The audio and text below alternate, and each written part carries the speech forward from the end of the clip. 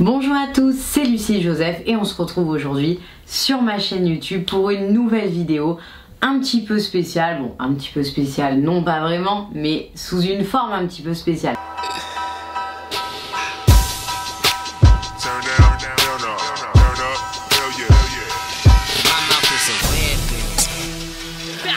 Je suis très maquillée, enfin je pense que c'est rare en vidéo que je le sois autant. C'est parce que tout à l'heure on a tourné une petite vidéo qui par contre est très spéciale, qui sortira le mardi 25 décembre, donc soyez au rendez-vous. C'est très important parce que cette vidéo va être magique. Donc voilà pourquoi je suis maquillée comme un transsexuel.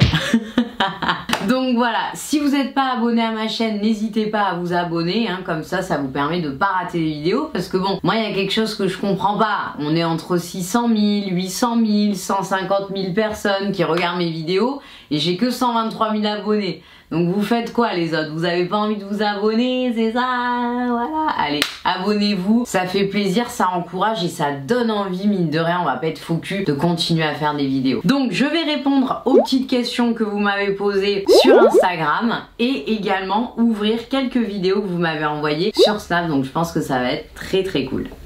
Allez, c'est parti. Donc le plus simple, c'est que je vais prendre les commentaires principaux, comme ça je pense que c'est les questions qui ont été le plus likées et je vais répondre à celles que j'ai pas encore répondu, parce qu'il y a pas mal de vidéos où j'ai déjà répondu, de questions où j'ai déjà répondu. Alors, donc ça c'est Joanne Family qui me demande si après tous les événements que j'ai surmontés, la question est simple: comment vas-tu? Reste comme tu es, nous on t'adore, hâte de voir ta nouvelle vidéo. Bah déjà merci beaucoup, ça me touche énormément, surtout que ce commentaire a été liké, donc ça fait super plaisir. Alors je vous cache pas que les événements qui se sont produits avec, pour ceux qui sont pas au courant, avec Monsieur Plein, on s'est retrouvé sur un site internet nazi, extrémiste, homophobe, raciste, enfin tout ce que vous pouvez trouver de plus horrible au monde. D'ailleurs il regarde mes vidéos, donc je vous fais un petit coucou et un autre geste que malheureusement on va devoir censurer.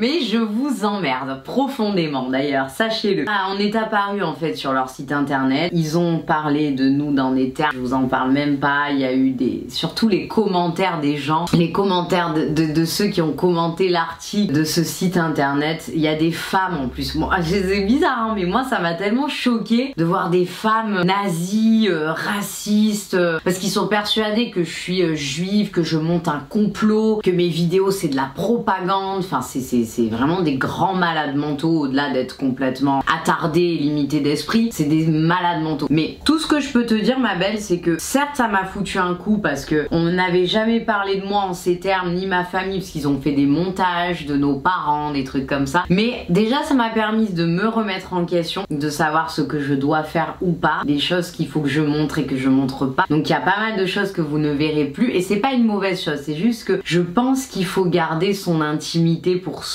On peut montrer certaines choses, mais il y a des choses qu'on doit garder pour soi et ça je pense que c'est super important. Donc déjà ça m'a permis de me remettre en question. De toute façon il y a des démarches qui sont mises en place et j'irai jusqu'au bout, parce qu'en fait si ces démarches là n'aboutissent pas en règle générale, c'est parce que les gens ne vont pas jusqu'au bout, vu qu'en France c'est très long et qu'ils pensent être intouchables. C'est ça qui est marrant, mais en tout cas ça va beaucoup mieux. J'ai eu 3-4 jours de bad, j'avoue, je suis plus allée sur les réseaux, j'ai coupé, j'ai même pensé à arrêter, mais vraiment sur le coup je me suis dit allez là je pense que ça marque la fin de quelque chose, il faut que j'arrête, je reprends mon métier de coach normal, on m'oublie, j'existe plus. Et puis après je me suis dit qu'au final bah non, parce que j'aime ce que je fais, j'aime aussi cette chaîne YouTube, j'aime ma communauté, donc j'ai pas envie de faire ça. Voilà, tout simplement, désolée c'était un peu long mais il fallait que je réexplique pour ceux qui avaient raté l'épisode. Et d'ailleurs il y aura une vidéo spéciale à ce sujet, mais que je pourrai faire qu'après pas mal d'événements, donc si elle est dans un an, vous inquiétez pas, c'est parfaitement normal, mais j'y reviendrai, ça c'est sûr. Ça c'est Melou qui me demande comment j'ai eu un déclic particulier pour passer d'un esprit de compétition à un état d'esprit plus équilibré, parce qu'effectivement pour ceux qui ne savent pas, j'ai présenté une compétition il y a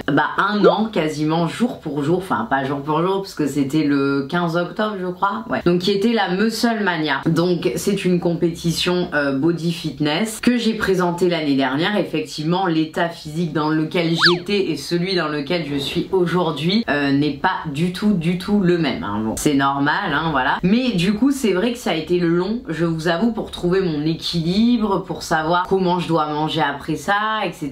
Donc en fait laissez-vous un petit temps de profiter de la vie, voilà, de pas forcément vous entraîner aussi régulièrement, de manger un petit peu plus de glucides, et puis après vous verrez que votre métabolisme se remet normalement, vous avez envie de manger pas mal de choses, équilibrées, sainement, voilà, les envies de se ruer sur des Oreos et tout ça, bah ça passe très vite et après on retrouve son mode de vie sain et équilibré comme d'habitude. Une question de liberté Tamour. Mon copain a besoin de prendre ses distances car je l'étouffais trop. Je lui ai empêché quelques sorties, prenait souvent la tête. T'as que des qualités. Et physiquement, t'es resté comme je pouvais l'espérer. Mais tu m'emmerdes. Tu m'emmerdes gentiment, affectueusement, avec amour. Mais tu m'emmerdes. Quel conseil donnes-tu aux filles jalouses ou possessives? Alors, effectivement, bah, ça c'est souvent une attitude assez jeune. C'est vrai qu'on a tendance à être comme ça quand on est jeune. Mais il y a aussi des gens qui sont moins jeunes et qui sont dans cet état d'esprit de forte jalousie, de vouloir retenir l'autre, de faire des sorties, de vouloir retenir l'autre, de faire plein de choses. Alors, ça peut s'expliquer parce qu'on a été déçu par le passé, parce qu'on manque de confiance en soi. Donc le conseil que je peux te donner, ma belle, c'est traite-toi intérieurement. Apaise-toi intérieurement, va voir quelqu'un s'il le faut, mais traite d'abord le problème dans ton sens à toi avant d'aller essayer de le remettre sur quelqu'un. Tant qu'on n'est pas bien soi-même, qu'on n'est pas heureux seul, qu'on n'est pas bien avec sa propre personne, qu'on n'a pas confiance en soi, on ne sera pas heureux avec les autres et donc avec l'homme ou la femme de notre vie, tout simplement. Alors il y a une très bonne question de Néa 95 qui me dit: la vie à Marseille ne te manque pas trop, mis à part pour Edgy, te sens-tu plus épanouie à Paris? La vie à Marseille me manque énormément, d'ailleurs je pensais pas que ce serait à ce point là, je vous avoue. Ma famille me manque, mes amis me manquent, la ville me manque, le soleil me manque, la mer me manque, tout me manque. Donc voilà. Après j'aime beaucoup Paris, hein, je crache pas dessus, hein, je cracherai jamais sur une ville dans laquelle j'habite, hein, c'est un principe, sinon bah je m'en vais si je suis pas content, tout simplement. Mais c'est pas fait pour moi en fait. Moi je suis quelqu'un qui aime quand elle va dans un café, bah, qu'on puisse discuter, qu'on me reconnaisse, que les gens soient plus souriants, plus ouverts, un peu moins stressés, un peu moins speed. Même mes proches ou mes copines que j'ai ici, c'est pas des personnes que je vais voir tous les jours ou 2-3 fois semaine, etc. parce que elles ont leur vie, elles sont dans le speed elles aussi. Nous à Marseille en fait on s'appelle, bah viens on va boire un café, ok pas de problème, et ça se fait très naturellement et en fait ça peut être tous les soirs, etc. On se réunit chez les uns, chez les autres, on va faire des barbecues. La vie en elle-même c'est pas du tout la même. Après encore une fois je dis j'aime beaucoup Paris, simplement la mentalité marseillaise moi personnellement me manque. Après bah je suis une marseillaise donc c'est peut-être pour ça que je dis ça. En tout cas ceux qui sont déjà venus juste une fois à Marseille pendant 2 jours, ne jugez pas cette ville aussi rapidement. C'est une ville qui comme une femme un petit peu difficile à apprivoiser, a besoin qu'on la connaisse, a besoin qu'on l'explore, qu'on prenne du temps, et après on finit par énormément s'en attacher. Moi je peux vous l'assurer. Tu mens! Tu mens! Tu mens! Que si j'étais votre guide dans Marseille, vous aimeriez cette ville. Il ment. Elle a des mauvais côtés, comme Paris a des mauvais côtés, comme Lille a des mauvais côtés, mais c'est une ville géniale. D'ailleurs, je préfère Lille à Paris. C'est une ville dans laquelle j'ai habité pendant quelques mois et que je trouve géniale. Et d'ailleurs, j'aimerais bien y retourner parce que je la trouve, cette ville, super. Alors oui, tu parlais, donc ça c'est Laetitia Berthaud, tu parlais d'un manque de motivation ces derniers mois. As-tu su en identifier la cause? Et il y avait une autre personne qui m'avait demandé comment j'avais fait pour m'en sortir. Donc effectivement, depuis le mois de juillet, j'étais dans une démotivation les gars, mais genre pas envie d'aller m'entraîner, pas envie de bien manger. Franchement c'était horrible, je vous l'avoue. J'avais plus envie de rien, moi-même au niveau du physique je me sentais très mal. Et en fait je pense qu'il faut de temps en temps, bon ça faisait 5 ans que ça m'était pas arrivé hein, pour vous dire, mais je pense que de temps en temps il faut se laisser un peu se noyer. Oh, no. mais se donner une deadline pour mieux rebondir derrière. Moi je savais que ça allait s'arrêter, mais je savais pas quand, mais je me suis fait confiance. Je savais que si j'ai fait ça, c'est que j'en avais besoin, mon corps en avait besoin, mon esprit en avait certainement besoin aussi. Donc voilà, j'ai respiré, j'ai soufflé, j'ai fait les choses tranquillement, voilà. Et au final, je me suis remis sur selle, je suis repartie un lundi correctement, ma petite diète, mon entraînement, nickel, voilà. J'ai pas besoin de quelqu'un pour me booster, j'ai pas besoin de... Voilà, non, juste vous, ça suffit. N'attendez pas des autres qu'ils vous boostent, n'attendez pas d'une personne, même sur Instagram, tant mieux si ça vous donne de la motivation, mais ça doit venir de vous et de vous seul au départ. C'est ça qui est important, c'est que ça vienne de vous. Ok, donc je vais répondre un petit peu aux questions sur Snap avec les vidéos que vous m'avez envoyées. Ah mais là, malheureusement, il faut m'envoyer une vidéo. Je sais pas si les personnes ont compris le principe. Coucou ma belle Lucille, alors j'ai deux questions pour toi. Tout d'abord, je voulais savoir si tu avais ton permis de conduire, et deuxièmement, je voulais savoir si tu avais eu recours à l'épilation définitive. Parce que c'est vrai que quand je regarde tes snaps ou tes photos, t'es toujours nickel, les aisselles, les jambes. Bref, je te fais plein de bisous. Bisous ma belle, t'es trop mignonne. Donc c'était Marie RD 98. La première question c'était est-ce que j'ai le permis?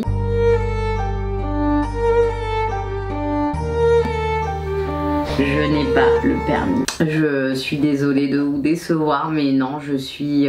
Alors pourquoi j'ai pas le permis? Parce qu'en fait je pense que j'ai un peu peur de conduire. Au fond, je pense que c'est une appréhension, une peur. J'en ai jamais vraiment eu besoin. Je me suis toujours débrouillée moi pour faire mon truc de mon côté, hein. Mais voilà, j'ai une appréhension, j'ai pas envie, mais je sais que là, il faut vraiment que je m'y mette. Le changement, c'est maintenant! Alors je sais pas s'il y a des cassos du permis comme moi. Dites-le moi en commentaire, s'il vous plaît. Aidez-moi, comme ça on soutient. Je sais pas, on va ensemble à l'auto-école. J'ai besoin de vous. Ok, donc Reed Fa. Donc c'est un garçon. Ouais. Alors c'est sympa les garçons, mais il n'y a pas de question. Je crois qu'il a pas compris le délire. Il fallait me poser une question. MDR. Ok, c'est pas grave. On va faire un autre essai avec Marine 08. Salut Lucille. Alors moi ma question c'est qu'est-ce que tu penses réellement de la sèche? Voilà, gros bisous à toi Régine. Donc Marine 08, donc je pense que la sèche, j'ai fait d'ailleurs une vidéo sur la sèche, je vous la mets juste ici si vous avez envie d'aller la regarder plus en détail etc.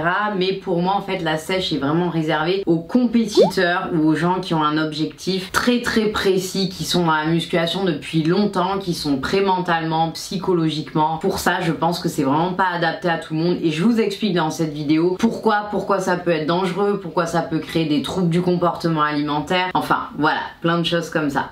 Alors une autre question, peux-tu nous donner des conseils par rapport aux pervers narcissiques, comment passer définitivement à autre chose? Donc effectivement si vous ne l'avez pas vu, je vous mets également ici ou dans la barre d'infos la vidéo sur le pervers narcissique que j'avais fait, donc mon expérience etc, comment je m'en suis sortie. Alors je pense que c'est bien d'aller voir quelqu'un pour le coup, de faire une psychothérapie ou voilà, ou je sais pas ce que vous voulez, ça peut être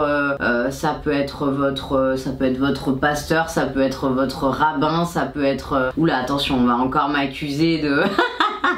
Non mais voilà, ça peut être qui vous voulez, ça peut être aussi un psychologue, ça peut être voilà. Mais je pense que ce qui est important c'est de le traiter en profondeur, de savoir pourquoi est-ce qu'à un moment donné on a pu se laisser avoir à ce point. Parce que oui, je pense que les pervers narcissiques s'attaquent à des personnes qui sont faibles ou dans un moment de faiblesse. Donc encore une fois, si on traite le problème de l'intérieur et pourquoi est-ce que on est dans une phase comme ci comme ça, et bien je pense et je suis même certaine que le jour où on tombera sur un pervers narcissique, on saura le flairer, du coup on le laissera pas rentrer dans notre vie. Donc voilà, tout simplement. Il y a Marine Pietri, je te fais un bisou, coucou ma belle. Donc comment as-tu géré ta relation à distance avant d'habiter sur Paris, ma belle? J'en profite pour te faire de gros bisous, reste la sublime femme que tu es. Merci Marine, tu es adorable. La relation à distance, bah en fait c'est vrai qu'elle a pas été très longue parce qu'en fait moi j'ai très vite rejoint Reggie à Paris, mais en fait on se voyait quasiment un week-end sur deux parce que moi je pouvais pas descendre tous les week-ends et lui c'était compliqué. C'est vrai que je descendais un week-end sur deux et vu que je suis très occupée etc, c'est vrai que ça me posait pas vraiment de problème parce que en fait mes semaines elles passaient super vite vu tout ce que j'ai à faire, etc.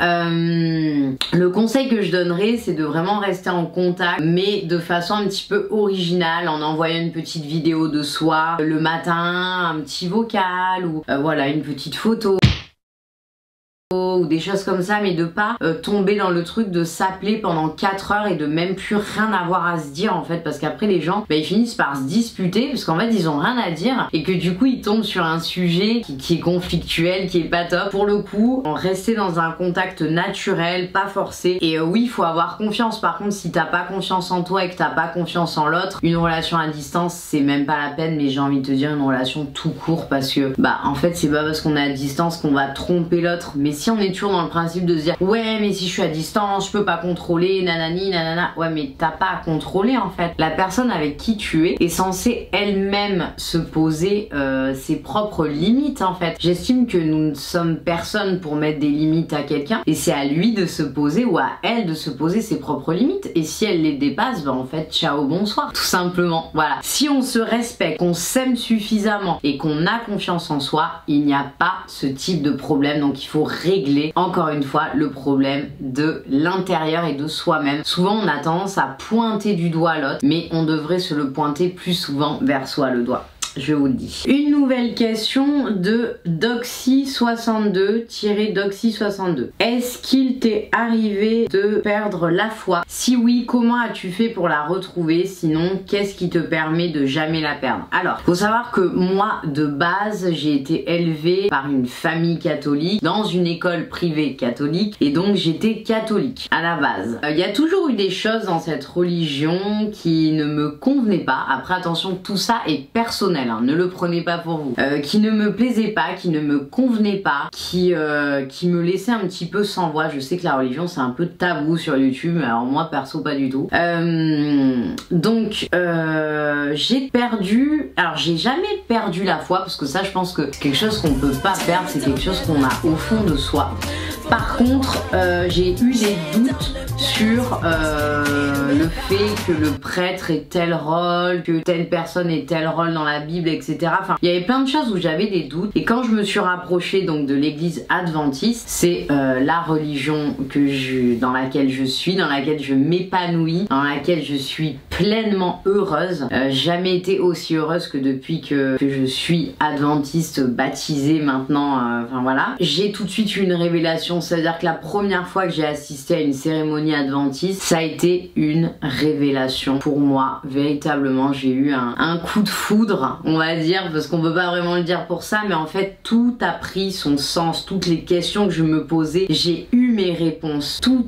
Enfin, c'est quelque chose qui s'explique pas, c'est assez magique. Et les personnes qui ont participé à notre mariage, qui sont athées ou qui sont d'autres confessions, etc., m'ont tous dit, même mes parents, qui sont du coup pas adventistes, m'ont tous dit waouh, c'était extraordinaire. Quand le pasteur a parlé, quand les chants, l'ambiance à l'intérieur, ils ont tous dit c'était incroyable. Même les gens les moins croyants que je connais, parce que j'en connais énormément, je fréquente pas beaucoup de gens qui sont adventistes ou catholiques ou peu importe, la majorité sont athées aujourd'hui, en tout cas des gens que je connais, m'ont dit c'est extraordinaire, c'était incroyable, ça a donné un sens à certaines choses, il y avait des choses tellement vraies, enfin voilà. Donc je pense qu'il faut le vivre pour le comprendre, et je pense que ça vous fait certainement ça vous aussi quand vous assistez à une cérémonie de votre propre religion, ou pas d'ailleurs. Mais voilà, donc la foi c'est pas quelque chose qui se perd. Par contre on peut se poser des questions, ça t'inquiète pas, c'est humain, l'humain a besoin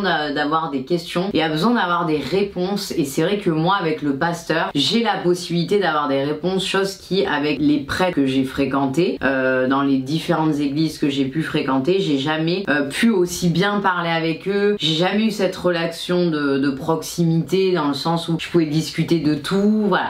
Voudrais-tu, alors c'est ASFTA, voudrais-tu refaire une compétition. Alors non, pas du tout, c'est pas du tout dans mes projets actuels la compétition. Je vous avoue que c'est quelque chose qui a été extraordinaire, c'est une expérience incroyable que je regrette absolument pas. Mais alors absolument pas, c'était super. Par contre, c'est vrai que c'est quelque chose que je ne referai pas forcément. C'est pas quelque chose qui me plaît, c'est pas quelque chose que j'ai envie de refaire à l'heure actuelle. Mais je peux pas dire non définitif parce que je suis quelqu'un qui peut changer d'avis. Donc on sait jamais, mais on va dire que dans les 2 prochaines années, ça c'est sûr que non. Et je ne pense pas dans le futur non plus parce qu'il y a plein de choses qui vont arriver. Je ne me sens plus la force pour l'instant de le faire, mais on verra bien. Alors, une question de Sandrou Fitness. Dans quelle émission de télévision aimerais-tu te retrouver, que ce soit la télé-réalité ou non? Alors, la télé-réalité, c'est pas quelque chose qui, moi, m'intéresse personnellement. J'ai rien contre, d'ailleurs, je regarde, donc comme je vous ai dit tout à l'heure, hein, je ne crache pas sur ce que je mange. Voilà, donc ça m'arrive d'en regarder, ça me divertit, c'est marrant, c'est fun, c'est rigolo, faut le prendre comme ça. Voilà, c'est ce que c'est et c'est très bien et ça fait de mal à personne, donc je sais pas pourquoi les gens s'acharnent un peu comme ça sur la télé-réalité alors qu'ils sont les premiers à regarder ou regarder le petit magazine public là quand ils attendent chez le dentiste, hein. On est tous un petit peu comme ça, donc autant le reconnaître. Non, par contre la télé-réalité m'intéresse pas moi pour mes projets. En revanche la télé, oui, c'est mon plus grand rêve, hein, je tenais à vous partager, c'est de me retrouver un jour chroniqueuse à la télé. Ce serait génial. Mais bon, je ne pense pas, hein. Bon, après on sait jamais, pourquoi pas d'ailleurs. Si vous-même vous faites partie d'une télévision française, n'hésitez pas à me contacter, mon adresse mail se trouve en barre d'infos de cette vidéo. Non mais voilà, moi ce que j'aimerais c'est une émission très cool, très détente, mais à la fois qui peut être sérieuse aussi sur certains côtés, comme Touche pas à mon pote, comme par exemple quelque chose qui ressemblerait à C'est mon choix. Voilà, ça peut être un petit peu des émissions qui traitent des médias en règle générale, ou des problèmes des personnes, ou des problèmes de couple, ou alors ça peut être sur une chronique beauté, chronique santé, chronique sport, chronique alimentation, voilà, ça peut être tout et n'importe quoi. Tant que ça reste dans mon domaine, dans ce que j'aime et dans ce qui me passionne. Après, je suis pas sûre de correspondre aux critères télé, que ce soit, je sais pas, au niveau physique, au niveau de ma façon de parler. C'est un petit peu, j'ai une façon de parler un petit peu atypique. J'ai une voix très grave. Je parle très lentement, donc après je pense qu'il faudrait que je fasse beaucoup d'efforts d'élocution. Je m'exprime pas forcément à la perfection non plus, je fais beaucoup de fautes de français quand je m'exprime. Voilà, j'estime pas être une personne parfaite à ce niveau-là. Donc à voir, mais franchement, ce serait un aboutissement pour moi d'arriver à ça, sincèrement. Donc voilà, on sait jamais, et même la comédie c'est quelque chose qui me plairait énormément. Jouer dans des feuilletons, dans des téléfilms, dans des séries, voilà. Films je prétends pas, mais pourquoi pas, voilà, ça j'aimerais énormément. Donc mais s'il y a des casteurs qui passent par là, n'hésitez pas, vous avez mon mail professionnel. Non mais c'est vrai en plus, hein, parce que moi je fais pas de casting, je fais pas les démarches parce que je manque de temps, mais je sais que si on vient à moi avec un vrai projet, avec un vrai thème, avec quelque chose de cool, de sympa, bah je pourrais le faire. Et quand je vois le nombre de vues que je fais sur certaines vidéos, je me dis que ça peut intéresser certaines personnes. Why not? Bon, je pense que sur Snapchat, ils n'ont pas vraiment compris le principe parce que je reçois énormément de questions, mais à l'écrit en fait. Du coup, je pense qu'ils n'ont pas compris le principe. Oups.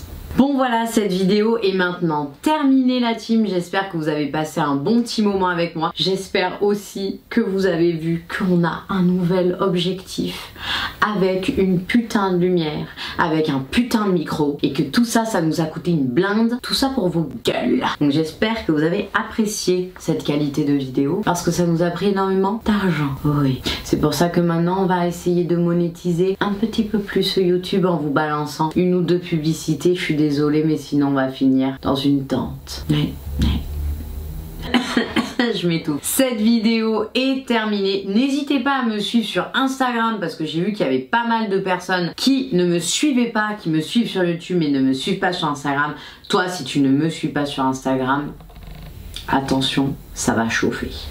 Donc mon Instagram c'est Lucille Joseph, comme la chaîne YouTube, voilà tout simplement. Donc pour t'abonner c'est dans la barre d'infos, tu te mets juste ici. Mon Snap Lucille Fitness avec un petit tiré, il y en a beaucoup qui me suivent pas sur Snap aussi d'ailleurs. Hein, je ne suis pas contente. Et surtout, commente, mets un pouce bleu et abonne-toi à cette chaîne YouTube si tu as envie de continuer les vidéos de propagande.